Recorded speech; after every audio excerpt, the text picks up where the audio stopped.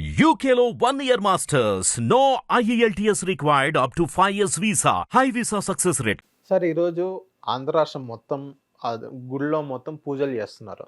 దాని సందర్భంగా ఓ, అంబటి రాంబాబు గారు ప్రెస్ ముందుకు వచ్చి 2 చేతులతో దండం పెట్టి ఏదైతే చంద్రబాబు నాయుడు గారు తిరుమల తిరుపతి దేవస్థానం మీద ఒక నింద మోపారో దాని ఎఫెక్ట్ ఆంధ్ర రాష్ట్ర ప్రజల మీద పడకూడదని మేము అందరూ పూజలు చేస్తున్నాం అన్నట్టుగా అంబటి రాంబాబు గారు అన్నారు.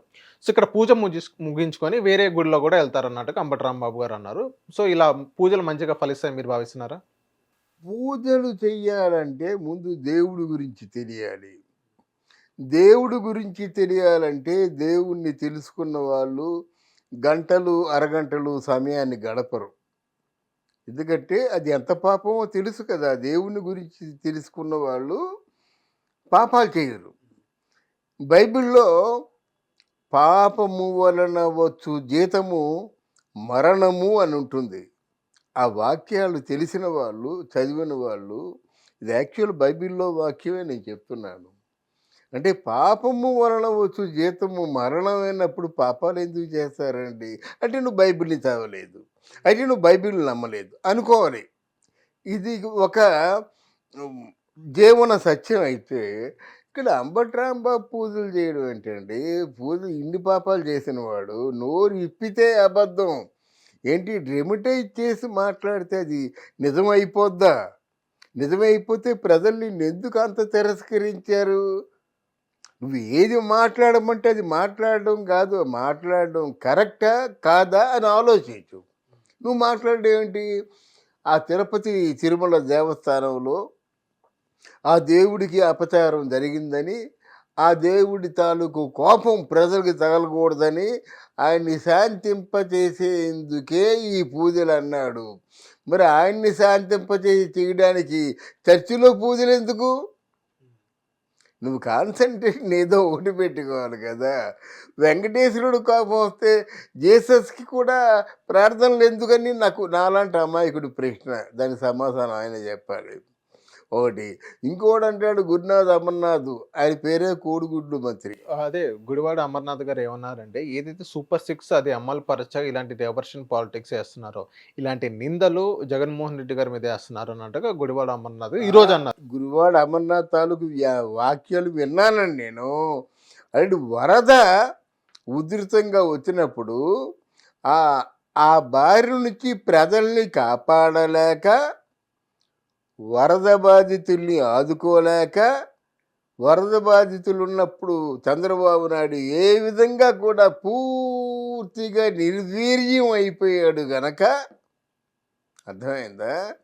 దాన్ని ప్రజలు మర్చిపోవడం కోసం డైవర్సిఫైడ్ పాలిటిక్స్ ప్రయోగిస్తున్నారని చెప్పాడు. నీకేమైనా బుద్ధి జ్ఞానం ఉందా? ఇప్పుడు బుద్ధి జ్ఞానం లేకపోతే కళ్ళున్నాయా? కళ్ళుంటే ఒకసారైనా మన ఆంధ్రలో ఏం జరుగుతుందో చూసావా?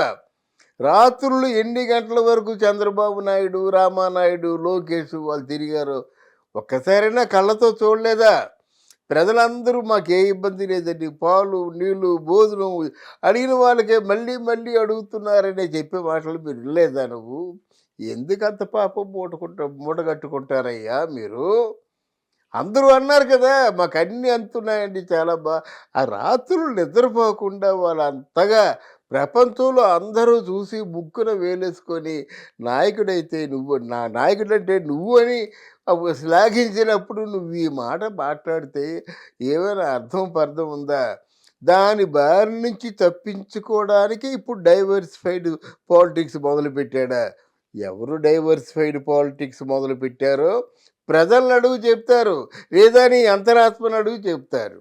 ఇదే గుడివాడ అమర్నాథ్ ఇంకోటి ఏమన్నారంటే, ఈరోజు ఏదైతే నెయ్యి కల్తీ అయిందని, ఏదైతే అనిమల్ ఫ్యాట్ ఉందని మీరు చంద్రబాబు నాయుడు గారు చెప్తున్నారో, అది ఎక్కడ కల్తీ అయింది, ఎలా కల్తీ అయింది, ఏదైనా ఆధారాలు చూపించని పరిస్థితి అన్నట్టు చూపించలేదు గుడివాడ అమర్నాథ్ గారు అంటున్నారు. లేదు, ఇది ల్యాబొరేటరీలో ఉంది. ముందు ల్యాబొరేటరీ వచ్చాడు, ల్యాబొరేటరీ రిపోర్ట్ ప్రకారం మాట్లాడారు, మళ్ళీ ఎగ్జామిన్ చేస్తున్నారు.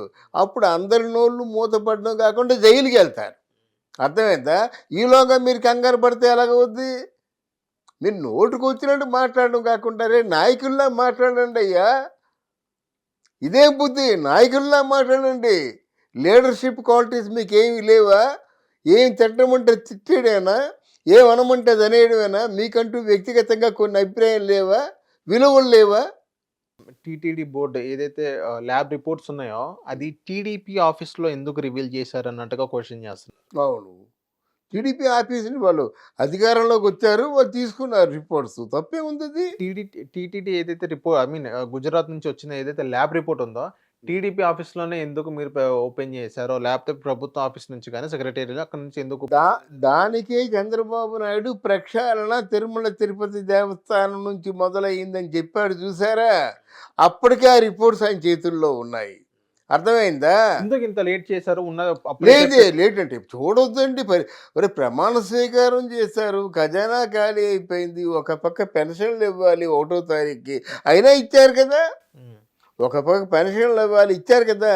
అలాగే వికలాంగులు డబ్బులు ఇవ్వాలి, ఇస్తా ఉన్నారు, 6,000 7,000 ఇస్తా ఉన్నారు, ఇచ్చారు కదా. మరి నిన్న ఒక వీడియోలో చూశాను, రామానాయుడు వికలాంగుల తాలూకు వాళ్ళకేమో పెన్షన్ ఇవ్వటం లేదు. రామానాయుడు అని మా పాయింట్ ఇప్పుడు పాలకొల్లు ఎవరు ఆయన, చాలా వరదల్లో ఆయనే రాత్రి 4 గంటల వరకు నిద్ర లేకుండా తిరిగిన వ్యక్తి వచ్చి, నాయన నీకు పెన్షన్ నువ్వు శాంక్షన్ చేయలేదని చెప్పారు కదా, నేను రాగానే పవర్లో రాగానే నీకు పెన్షన్ ఇస్తాను కనుక, పాపం పోలియో వ్యాధి, ఆయనకి డబ్బులు పెన్షన్ ఇవ్వడం కూడా చూపించారన్నమాట. ఇంత నిజాయితీగా వాళ్ళు కష్టపడుతుంటే వాళ్ళ మీద నిందలు వేసే కార్యక్రమం పెట్టుకుంటే మీకు ఏమైనా పుట్టగతులు ఉంటాయా అని ప్రశ్నిస్తున్నాను నేను.